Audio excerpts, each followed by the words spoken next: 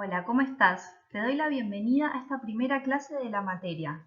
En la clase de hoy vamos a definir a la sociología, vamos a revisar sintéticamente el contexto económico, social, político y cultural en el que surge la disciplina y vamos a analizar cómo desde las herramientas teóricas y metodológicas de la sociología es posible analizar distintas cuestiones vinculadas a la salud, a la enfermedad, a la atención y al cuidado.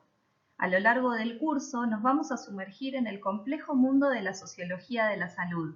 Vamos a explorar cómo la interacción, la intersección entre la sociología y la salud, la enfermedad, la atención y el cuidado nos ofrecen una perspectiva imprescindible para comprender las sociedades contemporáneas. A lo largo de este curso vamos a explorar críticamente las intersecciones entre sociología y salud, reconociendo que la salud no es simplemente una cuestión biológica, sino que está moldeada por factores sociales, económicos, políticos y culturales. Nos vamos a sumergir en debates sobre distintos temas, prácticas vinculadas a la atención médica, al sistema de salud, a las desigualdades y a cómo estas dinámicas impactan en la vida cotidiana de las personas. ¿Te sumás a este recorrido? Analicemos ahora la relación entre la sociología y el proceso de salud, enfermedad, atención y cuidado. Vamos a leer el siguiente fragmento. Un ciudadano de la antigua Grecia que tiene una tos muy intensa y dolor de cabeza. ¿A quién acudiría para curarla? Una mujer que trabaja en el campo en el año 1920 y tiene un embarazo a término. ¿En qué lugar y en qué condiciones daría luz? ¿A dónde se acude en la actualidad para realizar el test de HIV y para recibir el tratamiento? Como vemos, las situaciones que atravesamos los individuos, los procesos de salud, enfermedad, atención y cuidado varían de una sociedad a la otra, varían de un periodo histórico al otro. Esto significa que existen dimensiones sociales del proceso de salud y enfermedad, atención y cuidados sobre los que la sociología se enfoca.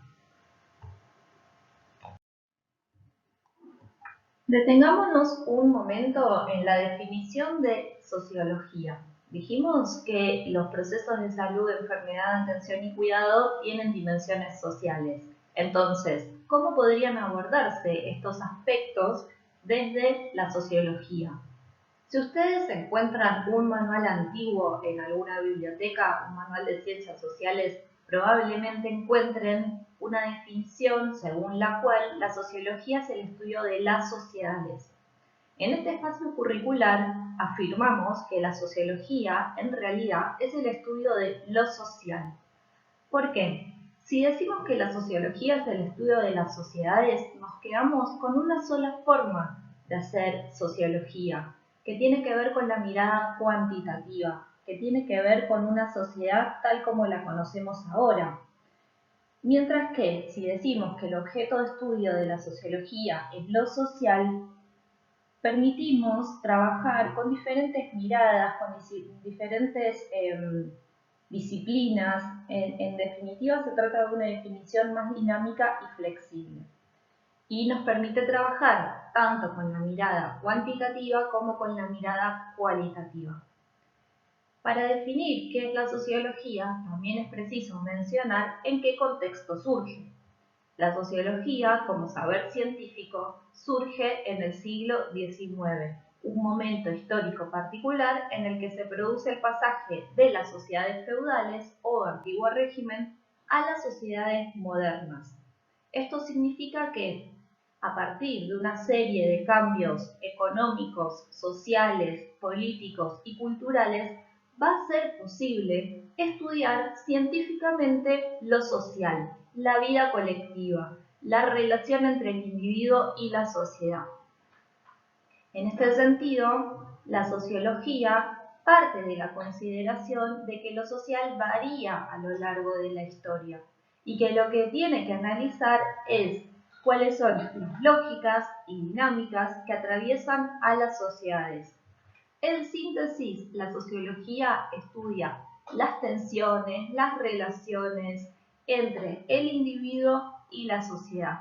Y en este sentido, retomando lo que decíamos antes, la sociología tiene dos grandes formas de trabajar. Una mirada más cuantitativa, orientada a grandes conglomerados urbanos, grandes poblaciones, sistemas, y una mirada cualitativa que emplea una mirada microsocial que atiende a pequeños grupos, roles, representaciones, estatus y jerarquías. Es muy común asociar la ciencia a algo que sucede dentro del laboratorio. Es decir, en el sentido común es muy frecuente asociar las ciencias con las ciencias exactas y naturales.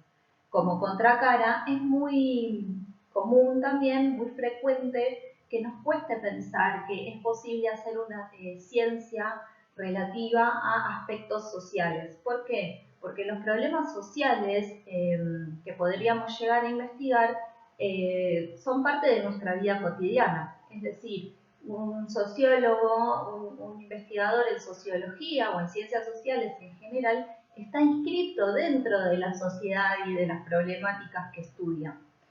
En este sentido, es preciso destacar que la sociología es una ciencia. Esto significa que tiene ciertos componentes, ciertos pasos sistemáticos y que son sometidos a evaluación a partir de los cuales se generan datos y que con esos datos se formulan teorías. En este sentido, decimos que la sociología puede cuantificar los fenómenos o intentar comprenderlos. Se trata de dos miradas diferentes. Sin embargo, más allá de las diferencias entre el enfoque cuantitativo y cualitativo, o mirada macro y micro respectivamente, que vamos a profundizar en las diapositivas siguientes, lo más importante es destacar que la sociología cuenta con un conjunto de métodos y técnicas, a partir de las cuales se recolectan datos y se analizan. Y a partir de estos datos recolectados y analizados se elaboran teorías. Con los datos que se recolectan, que puede ser a través de encuestas o entrevistas, se pueden realizar diagnósticos. Con estos datos es posible proponer intervenciones en materia de políticas públicas y sociales o bien acciones de parte de instituciones privadas y estatales. Nuestro comportamiento es un comportamiento aprendido. ¿Cómo aprendemos estos comportamientos? ¿Cómo incorporamos este conjunto de saberes prácticos que nos permiten desenvolvernos en la vida cotidiana? Porque cuando desarrollamos una acción exitosa, es decir, que nos permite cumplir con un objetivo o con una finalidad, seleccionamos y almacenamos en la memoria aquellas acciones, aquellos pasos que seguimos y que nos permitieron conseguir el objetivo deseado. A medida que crecemos, a medida que nos incorporamos a la vida social y vamos adquiriendo mayores roles, vamos aprendiendo aquellos comportamientos exitosos y los almacenamos en un conjunto de saberes prácticos. Esto permite que no nos replanteemos todos los días cuáles son los pasos a seguir para desarrollar los roles que cumplimos en tantos seres sociales. Con esta lógica se van conformando una serie de conductas que definimos como más normales, que definimos como más probables, que hacen que vivamos en un mundo previsible. Si nosotros salimos a la calle y vemos un taxi, un auto o una bicicleta, eso nos va a parecer natural.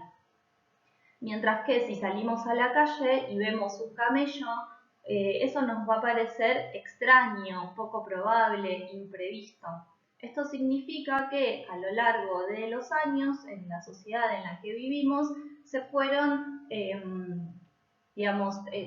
instalando ciertos modos de transporte como más aceptables y más habituales. Pero si viviésemos, por ejemplo, en Egipto, ver un camello en la calle o transitando en algún camino sería parte de ese orden de lo previsible.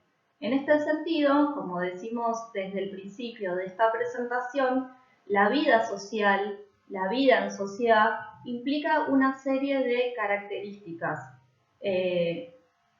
Lo que hace la sociología es desnaturalizar todos aquellos aspectos que se presentan como naturales, como previsibles, como más probables.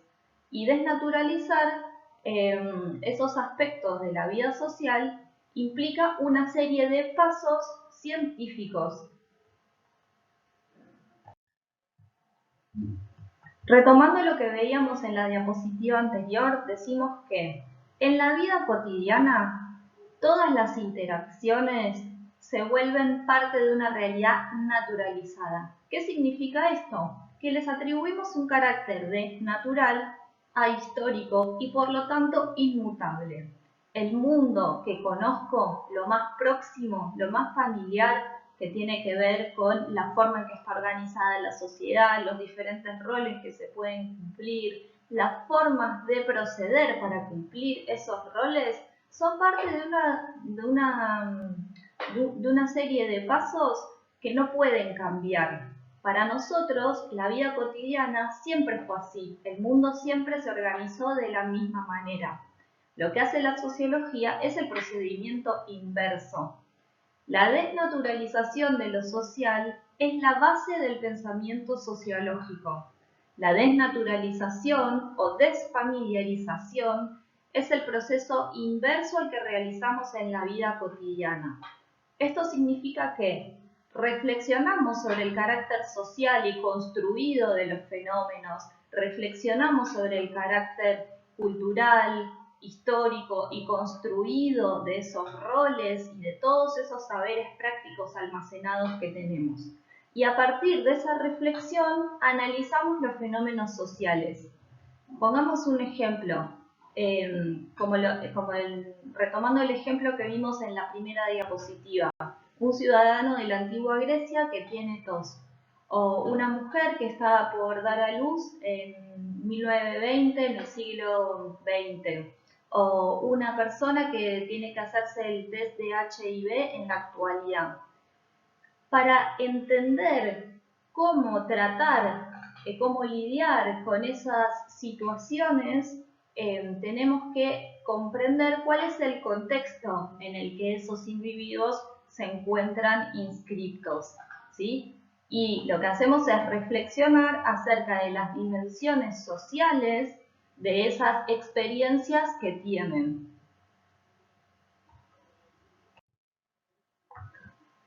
Entonces, ya sabemos que en la vida cotidiana los individuos almacenan las acciones exitosas, ya sabemos que se conforma un sentido común, es decir, una serie de comportamientos y de prácticas extendidas, generalizadas y aceptadas acerca de qué es vivir en sociedad y cómo hacerlo. Y sabemos que todo eso deriva en la naturalización de lo social. Esto significa que a partir del sentido común, a partir de estos saberes prácticos almacenados, aprendemos a desenvolvernos socialmente. Sabemos también que la sociología desnaturaliza todo aquello que la sociedad ya naturalizó. Lo que vamos a analizar ahora, entonces, es cómo procede la sociología. Recuperando también lo que estamos analizando desde el principio de la presentación, decimos que la sociología estudia tanto grandes conglomerados urbanos o poblaciones, grandes sistemas, como pueden ser todos los sistemas, todo el sistema hospitalario de un país o de una ciudad, es decir, una totalidad, como también puede estudiar representaciones, prácticas que atañen o que atraviesan a grupos más pequeños, ¿sí? O que no tienen que ver con grandes poblaciones, sino que tienen que ver con relaciones de poder que atraviesan a grupos particulares. En este sentido, decimos que la sociología tiene dos grandes miradas. Una mirada macrosocial que procura cuantificar los procesos de la vida social y una mirada microsocial que se propone comprender esos procesos de la vida colectiva. Tanto un enfoque como el otro, el enfoque cuantitativo, el enfoque cualitativo, tienen un conjunto de métodos y técnicas a partir de las cuales se producen datos o evidencia empírica.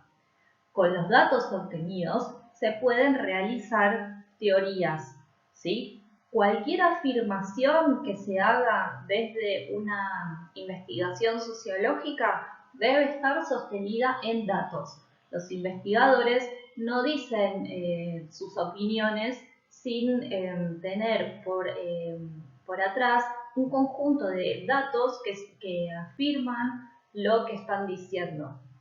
A la vez, la sociología tiene distintos campos de indagación, una sociología del trabajo, una sociología urbana, una sociología jurídica, una sociología de la salud, entre otras. Esto significa que a lo largo de su desarrollo, en el campo de la sociología, se han constituido núcleos específicos de indagación sobre temáticas particulares. Es decir, se produjeron investigaciones basadas en datos acerca de diferentes problemáticas.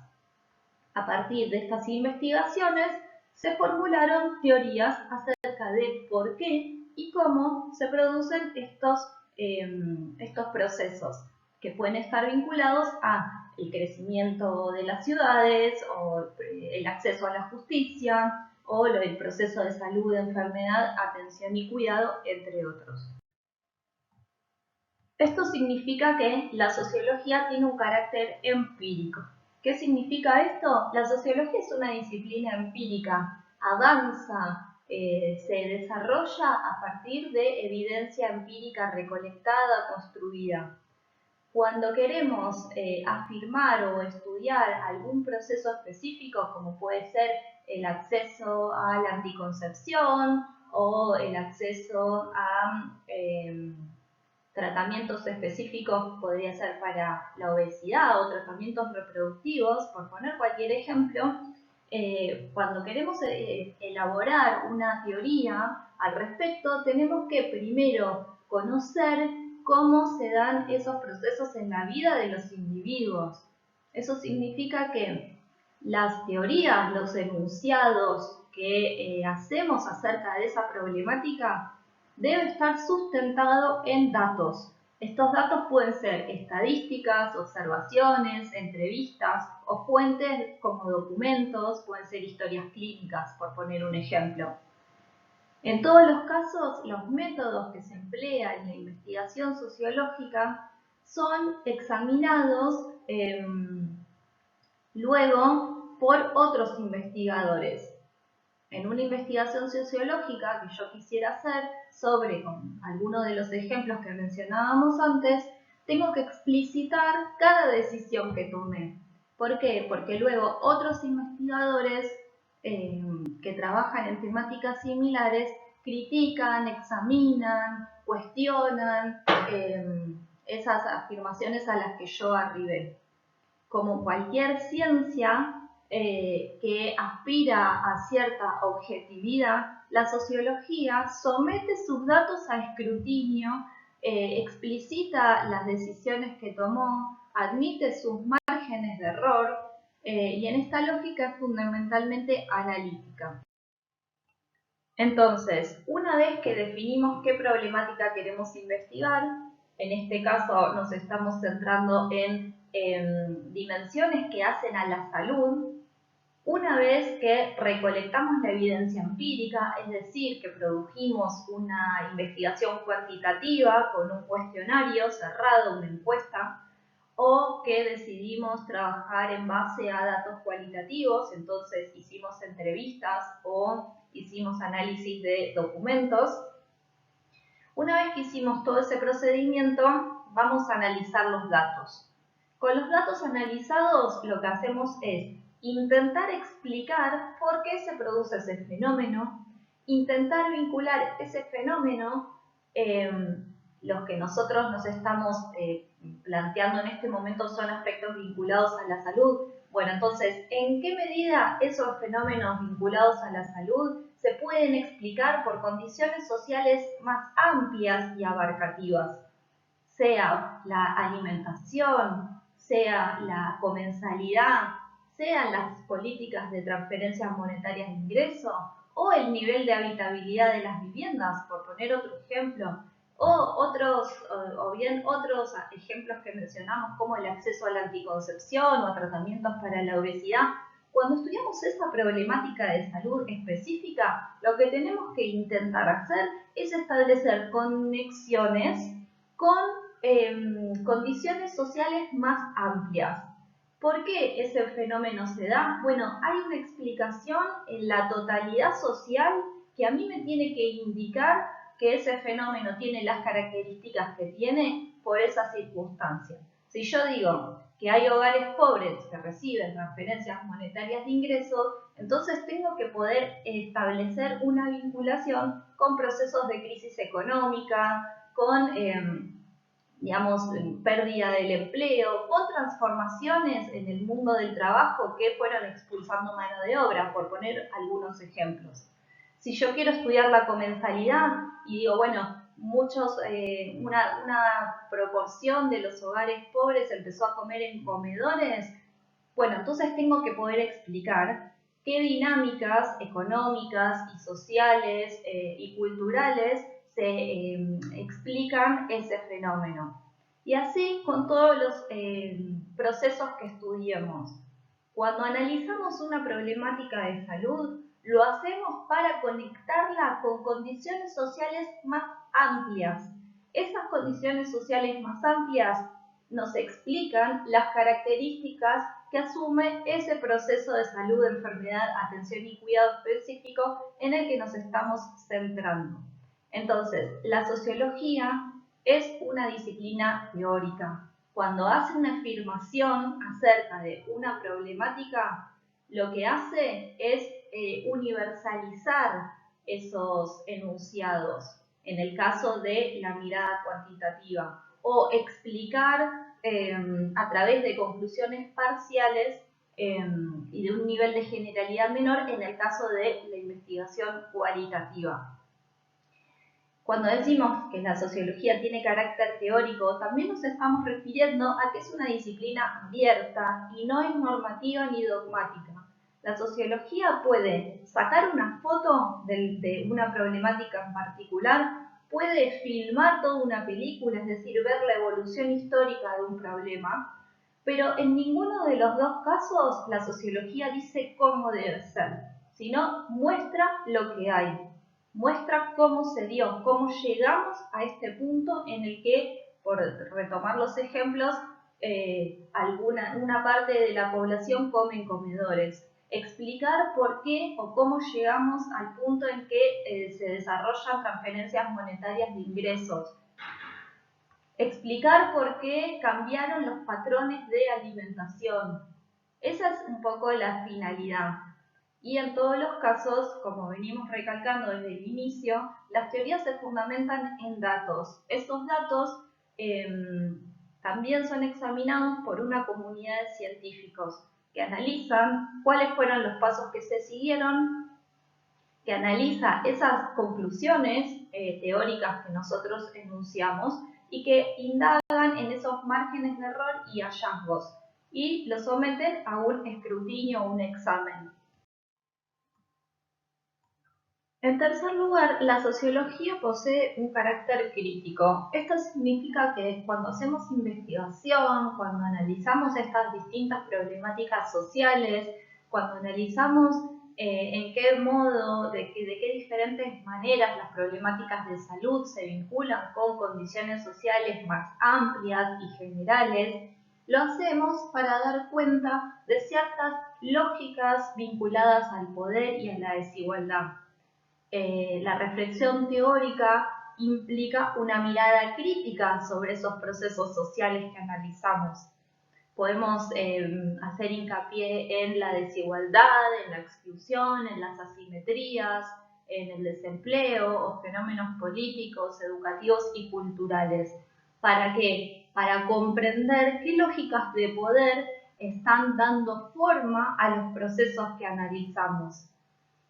En este sentido, la sociología no es un saber normativo, no dice cómo deben ser las sociedades o cómo deben comportarse los individuos.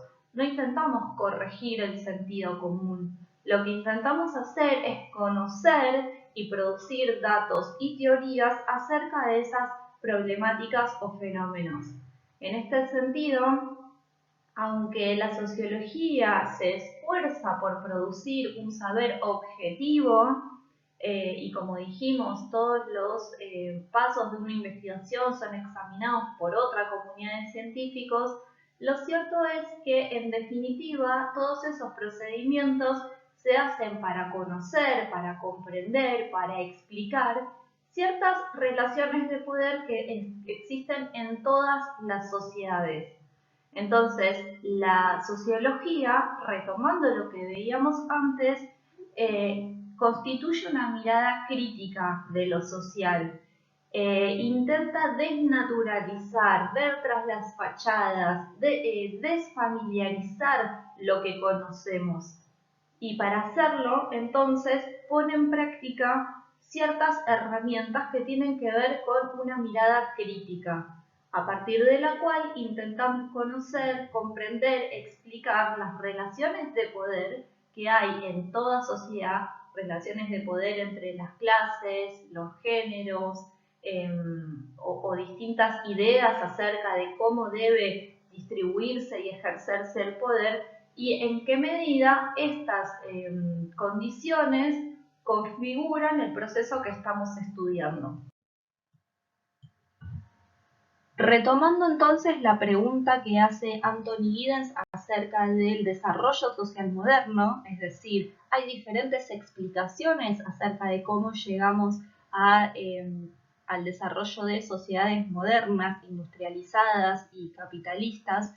Es preciso mencionar, destacar que la sociología surge en el siglo XIX por las características propias que tiene este contexto histórico.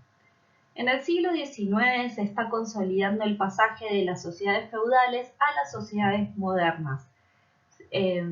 Las ciencias, a partir de la publicación de ciertos tratados de filosofía, empiezan a pensar en la búsqueda de evidencias, en la necesidad de comprender los fenómenos, en la necesidad de observar y experimentar para formular ciertas teorías o producir conocimiento. Es decir, todas las características de la ciencia que tenía en la Edad Media van siendo abandonadas. En la Edad Media la ciencia era una ciencia sustancialista, se preguntaba por verdades reveladas, es decir, verdades que era muy difícil que se pudieran comprobar, como por ejemplo la existencia de Dios.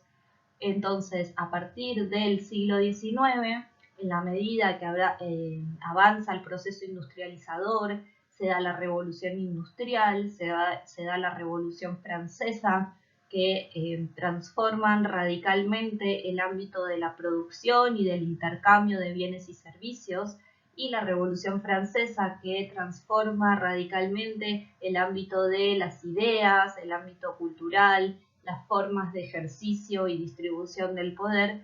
Todos estos procesos van configurando la necesidad de explicar la nueva sociedad que estaba surgiendo. Entonces, en el contexto de pasaje de las sociedades feudales a las sociedades modernas, se dan una serie de transiciones, una serie de crisis. Este pasaje, si bien implica el progreso económico, el progreso científico, el progreso tecnológico, no estuvo exento de contradicciones, de tensiones. En este sentido, decimos que en la medida en que se dan estas tensiones y estas crisis producidas por el pasaje de las sociedades feudales a las sociedades modernas, empieza a surgir la necesidad de explicar las tensiones sociales que traía aparejado. El proceso de secularización también va a ser un elemento clave para pensar el surgimiento de la sociología. El proceso de secularización implicó el abandono de las explicaciones mágicas y místicas de la vida social, y empezar a pensar que la vida humana y la vida en sociedad son resultado de una construcción colectiva hecha entre seres humanos. Todos los fundamentos divinos que legitimaban el comportamiento de los individuos va a desaparecer. Entonces va a surgir la ciencia y el pensamiento crítico y el fundamento de todas las actividades humanas, individuales y sociales va a ser en adelante la razón. Como vimos hasta el momento, la sociología es una ciencia que tiene un carácter teórico, empírico y crítico, intenta desfamiliarizar lo social, intenta ver más allá de lo que se ve en la vida cotidiana y se funda en dilemas disciplinares. Vimos también el contexto en el que surge, un contexto histórico muy particular que es el proceso de modernización. Al respecto, si necesitan más información acerca de la Revolución Industrial o la Revolución Francesa y qué impacto tuvieron estos procesos en la vida social, en la vida económica, cultural y política, no duden en buscar recursos en Google académico. Habiendo hecho este recorrido por la sociología, sus características principales y el contexto en el que surge, nos vamos a detener ahora en las próximas diapositivas en una rama específica, en un campo específico de la sociología, que es la sociología de la salud. La sociología de la salud analiza los aspectos sociales del proceso de salud, enfermedad, atención y cuidado. Esto significa que vamos a analizar de qué forma experimentan los individuos y los grupos sociales las diferentes problemáticas de salud. Desde la sociología de la salud se analizan diferentes concepciones sobre la salud y la enfermedad, la atención, el cuidado, el acceso, las representaciones acerca del cuerpo y los padecimientos, y analiza todos estos aspectos en relación con las formas de producir e intercambiar, es decir, con el mundo del trabajo. Así como también se explican estos procesos de salud, enfermedad, atención y cuidado en relación a las lógicas de formación de familias y a las políticas que los estados nacionales, provinciales y municipales ponen en marcha para tratar los diferentes padecimientos. En relación con lo que mencionamos anteriormente, decimos entonces que la sociología de la salud entiende que la salud y la enfermedad son aspectos tanto biológicos como sociales, es decir, que pueden estudiarse los aspectos sociales del proceso de salud, enfermedad, atención y cuidado. La salud de las poblaciones, la salud de los individuos, las experiencias que hacen los individuos dentro de los sistemas de salud se vinculan con los siguientes aspectos que detallan Massionis y Planner. Los autores nos dicen que los estándares de salud varían de un lugar a otro, que lo relativo a la salud se entreteje con lecturas morales, que las ideas sobre la salud cambian a lo largo del tiempo, que el estado de salud se vincula con la calidad de vida y que el estado de salud se vincula con la desigualdad social. Ahora vamos a profundizar estos 5 aspectos. Como vimos en los ejemplos que estuvimos trabajando desde el principio de la presentación, la salud, la enfermedad, las experiencias que tienen los individuos y los grupos sociales acerca de la salud y la enfermedad van variando a lo largo de la historia. En todos los casos, la salud es un aspecto muy importante de la vida individual y de la vida social. Y va evolucionando, va cambiando a medida que se van transformando el mundo del trabajo, las ideas, las representaciones sociales acerca de la vida en sociedad. Entonces, en la sociología de la salud distinguimos 3 grandes periodos o etapas en las que la salud y la enfermedad tenían diferentes características. En las sociedades preagrícolas, los seres humanos tenían una esperanza de vida muy corta, pero las enfermedades contagiosas tenían poca incidencia porque la población vivía dispersa en un hábitat mucho mayor. Mientras que a partir de la revolución agrícola creció la provisión de alimentos, se tecnificaron, aún en forma rudimentaria, pero creciente, algunos procesos productivos, pero esto trajo aparejado un aumento de la desigualdad social y también esto se vio reflejado en desigualdades en materia de salud y condiciones de vida. Las ciudades que iban creciendo, que iban conformándose, no tenían alcantarillado, no tenían formas estandarizadas de tratamiento de las aguas servidas. Entonces eso generaba enfermedades infecciosas que se, digamos, trataban con cierta frecuencia. Mientras que en el paso del siglo XIX al siglo XX, las ciudades crecen, la población crece, pero también se van mejorando las condiciones sanitarias y de vida de las ciudades, también se desarrollan nuevos y mejores procedimientos en la medida que se va formulando, digamos, formulando mayores teorías y conocimientos acerca de diferentes procesos orgánicos. Entonces, en la era industrial, la mayor parte de las enfermedades infecciosas están bajo control, pero al mismo tiempo van surgiendo otras enfermedades ligadas al entorno, a la contaminación y al estrés, como podemos mencionar, por ejemplo, las enfermedades cardiovasculares. Entonces, en cada una de estas etapas se van generando ciertas características. En este sentido, en las sociedades industrializadas, en el pasaje del siglo XIX al siglo XX, cambian una serie de condiciones que permiten que la esperanza de vida sea más larga. Pero esto también varía de una región a la otra, de un país al otro. Es decir, no se dan condiciones homogéneas, sino que esto también varía por regiones. En definitiva, en las sociedades industrializadas se va conformando una nueva concepción sobre la vida y sobre la muerte, que se relaciona con el proceso de racionalización, el proceso de modernización, el proceso de individuación, es decir, la mayor preponderancia o importancia que se le da al individuo, y esta idea de que el progreso y el bienestar deben darse en la vida terrestre y no una salvación como prometen, digamos, en las religiones y esta concepción que se extendió durante toda la Edad Media, que tenía que ver con la salvación después de la muerte o la idea del paraíso. En definitiva, las sociedades industrializadas ven una mayor innovación tecnológica que se aplica a los procesos productivos, un aumento de la población urbana, mayor conocimiento acerca del cuerpo, sus funciones y los procesos orgánicos, y esto genera también una nueva concepción sobre la vida y sobre la muerte, sobre la que va a trabajar la sociología de la salud.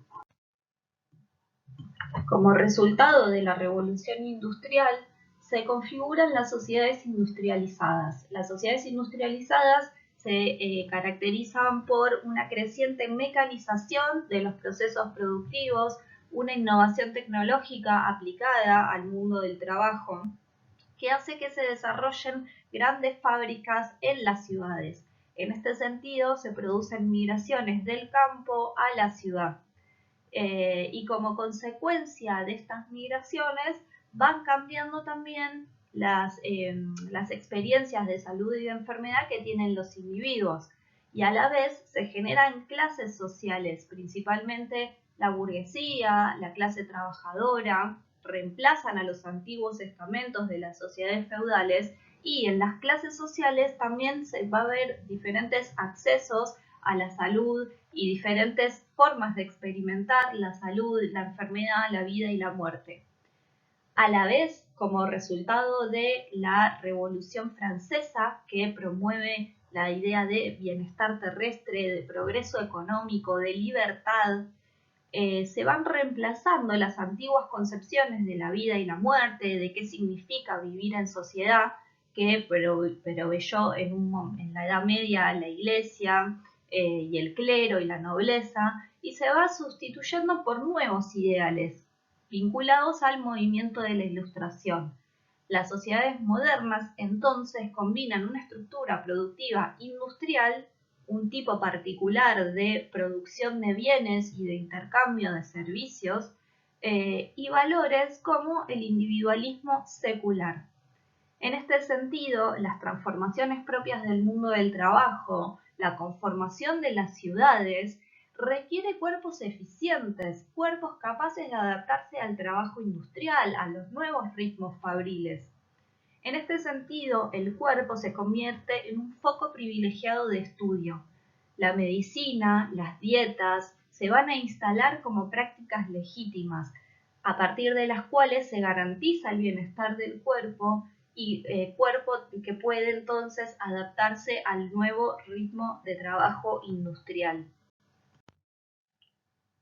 De modo que en la medida que se produce el proceso de industrialización, crece la vida urbana y con la vida urbana se van gestionando nuevas condiciones sanitarias de la vida en las ciudades. Se desarrollan las redes de agua potable, los canales cloacales, el cableado eléctrico. También cambian las formas de construir las viviendas y las formas de habitar esas viviendas. Por poner un ejemplo, se empieza a conocer la importancia de la ventilación y de la luz natural para evitar las enfermedades infecciosas de las vías respiratorias, y en ese sentido se va a generar una nueva arquitectura, diferente a la que prevalecía en la Edad Media. Pero también va a cambiar la forma de habitar esas viviendas. Mientras que en la Edad Media las viviendas, sobre todo del tercer estado, de la clase trabajadora, de los artesanos y los campesinos, era habitada por diferentes familias varios integrantes de diferentes familias. A partir del ingreso en la industrialización y la modernidad, se va a ir conformando una familia nuclear que habita un hogar particular. En este periodo, entonces, se controlan las enfermedades infecciosas y aumenta la expectativa de vida. A la par, se desarrollan políticas estatales que van alentando la conformación de los estados nacionales, la creación de diferentes mercados y la participación del individuo en esos mercados. A la vez, se va dando mayor importancia al individuo, a sus ideas, a sus deseos acerca de cómo quiere conducir su propia vida. En esta lógica van surgiendo diferentes instituciones que intentan desmercantilizar el bienestar, es decir, que independientemente de los ingresos que tiene un individuo, éste pueda acceder a un mínimo de bienestar garantizado. En esta lógica, los sistemas de salud nacionales, que tienen diferentes características en las diferentes regiones, son una forma de desmercantilización del bienestar. En suma, como resultado de la doble revolución y como resultado del abandono progresivo del viejo orden feudal, surge una nueva ciencia, cuyo objeto de estudio va a ser lo social. Y en esta rama, digamos, en este campo específico de la sociología, que es la sociología de la salud, se va a empezar a pensar en torno al cuerpo, a la salud y la enfermedad, cómo los individuos experimentan estos padecimientos, qué representaciones le asignan al cuerpo, cómo significan los padecimientos por los que atraviesan, qué diferentes grados de acceso económico, geográfico tienen en relación a los sistemas de salud.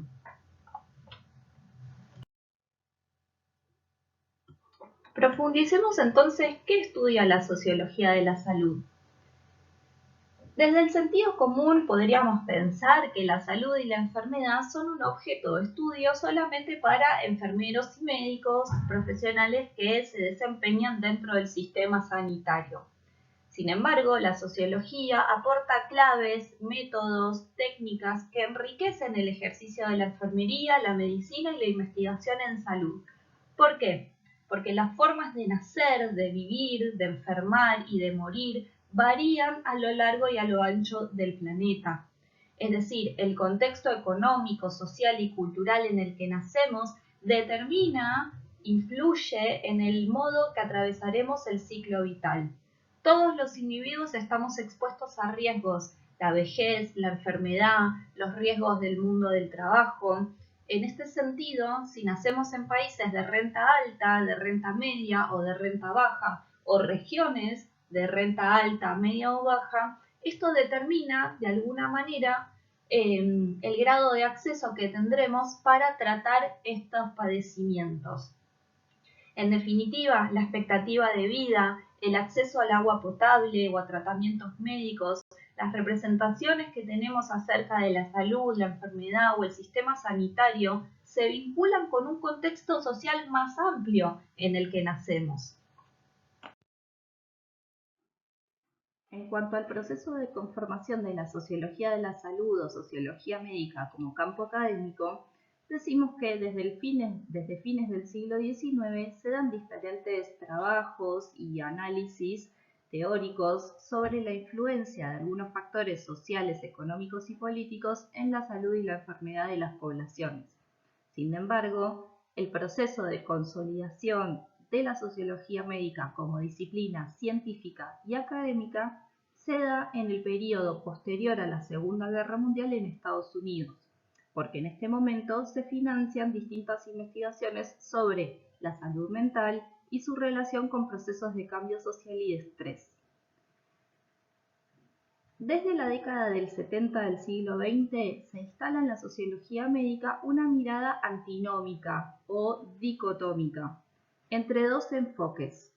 Un primer enfoque que le da mayor importancia al comportamiento individual y un segundo enfoque que le da mayor importancia a las condiciones sociales.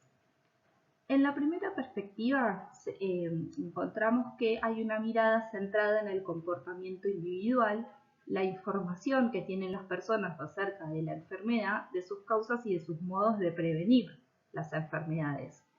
Según este enfoque, cuando las personas cuentan con información adecuada acerca de una enfermedad, de sus causas y de su modo de prevenirlas, adoptan hábitos saludables. Mientras que cuando las personas no tienen información suficiente sobre una enfermedad, sus causas y sus modos de prevenirla, adoptan hábitos poco saludables que conducen al desarrollo de las enfermedades.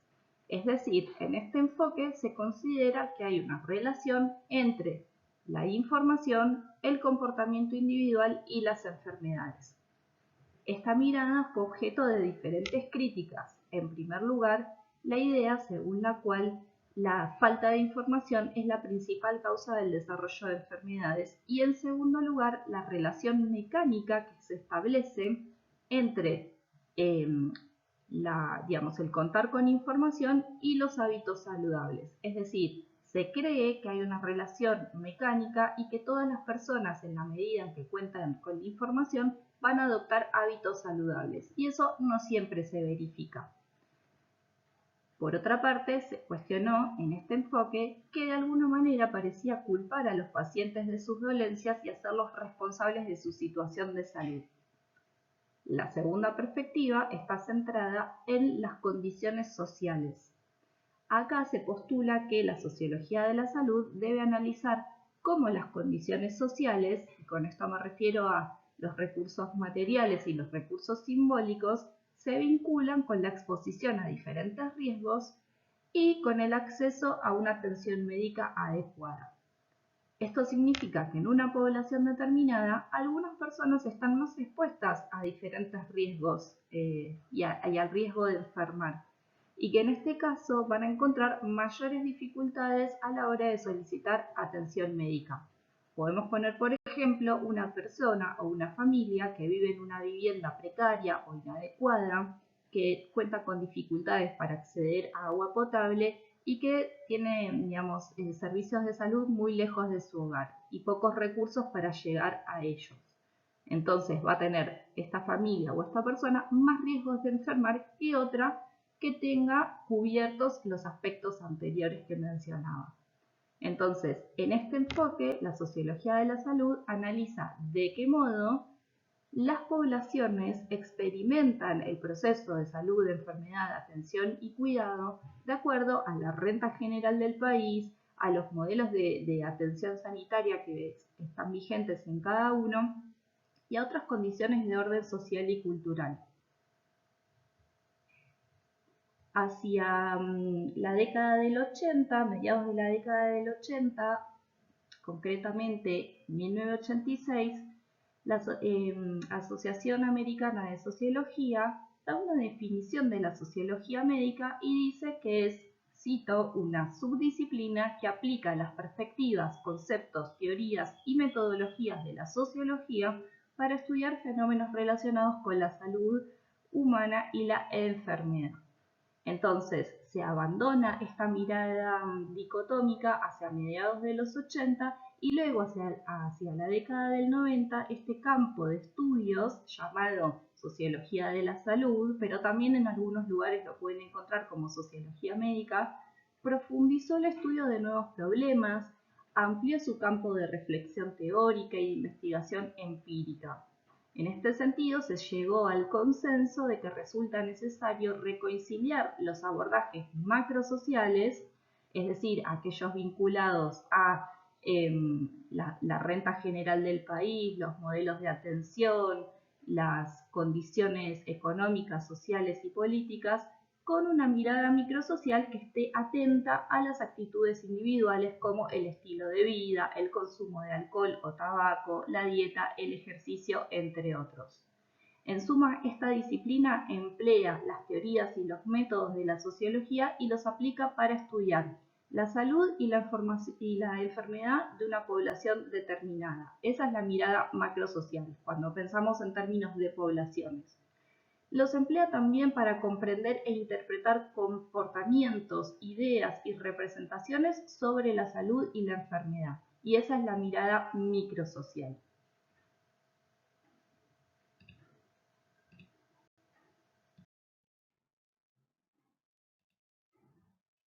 Entonces, dijimos que la sociología es una disciplina empírica, teórica y crítica. Dijimos que la sociología de la salud emplea los métodos y las técnicas de la sociología para estudiar los procesos de salud, enfermedad, atención y cuidado.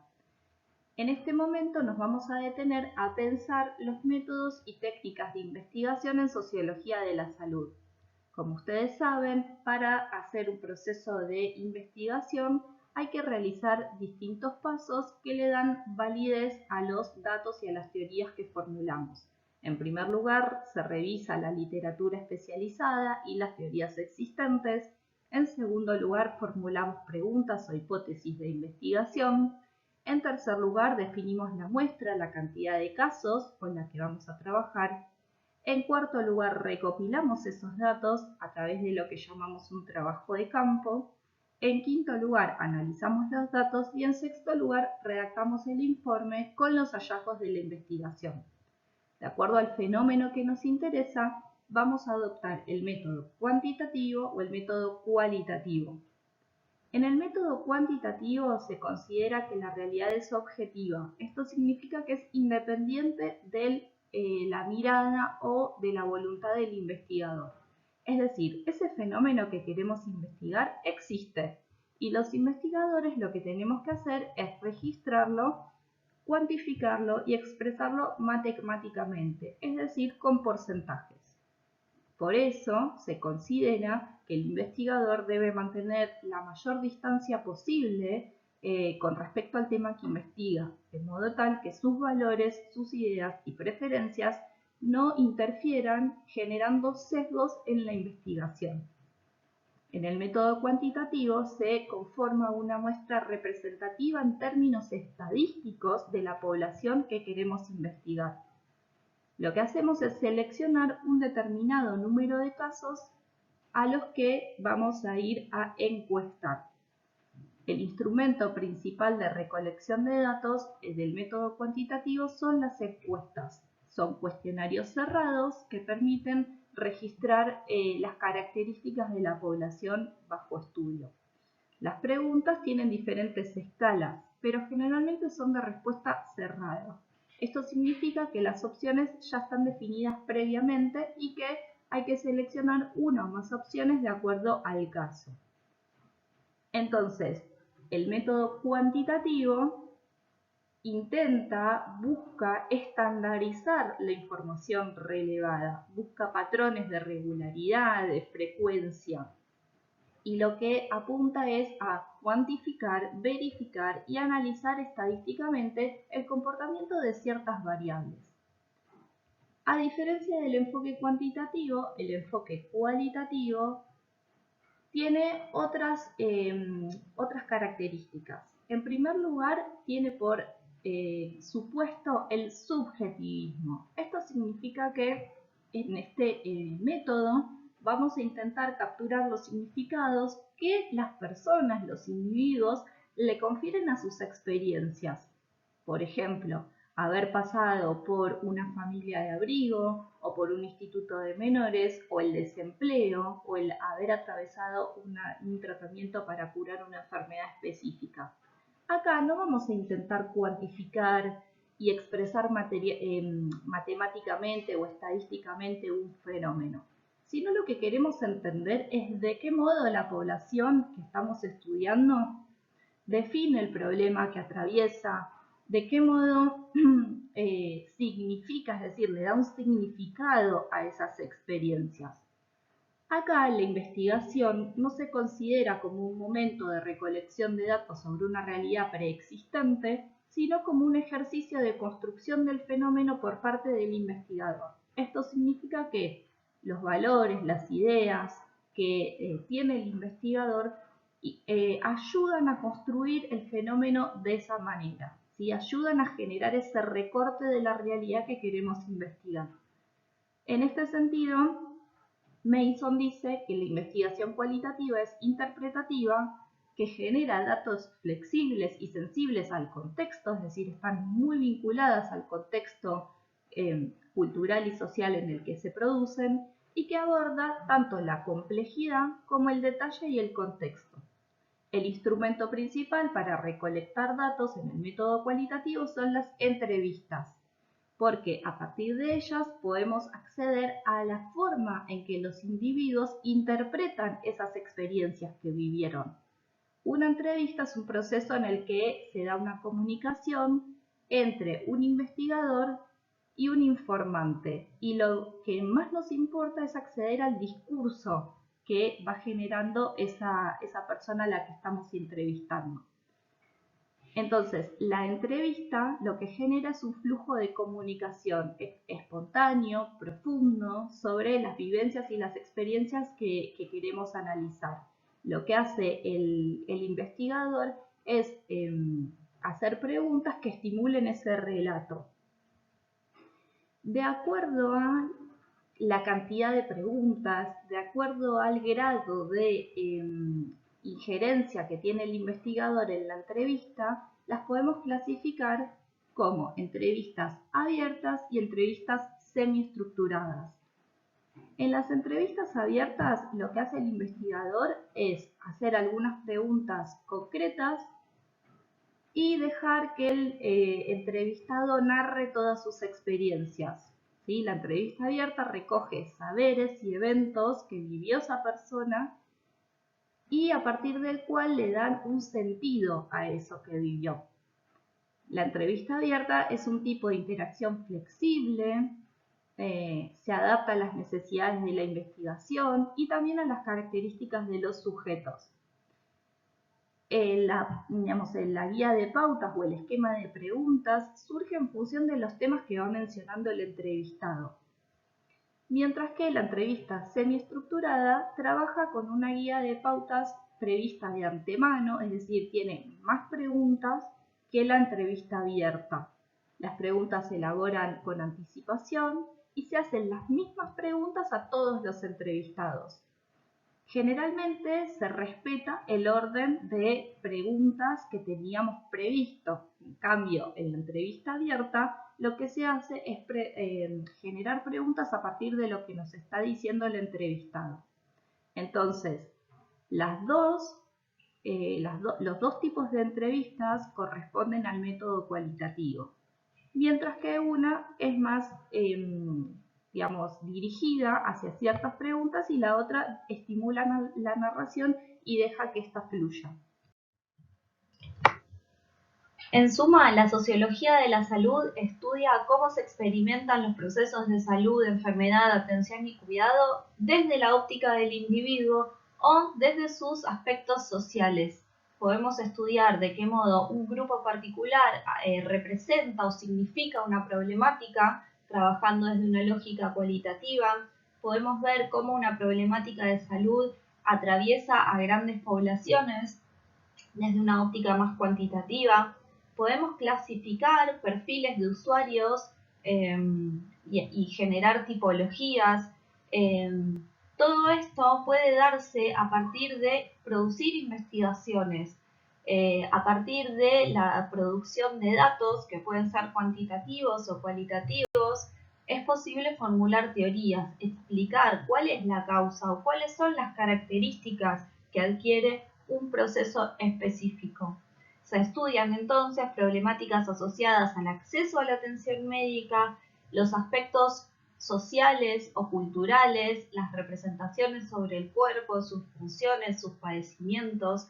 Se puede estudiar de qué modo las condiciones generales impactan en la vida individual o de qué modo los individuos representan una problemática que atraviesa a toda la sociedad.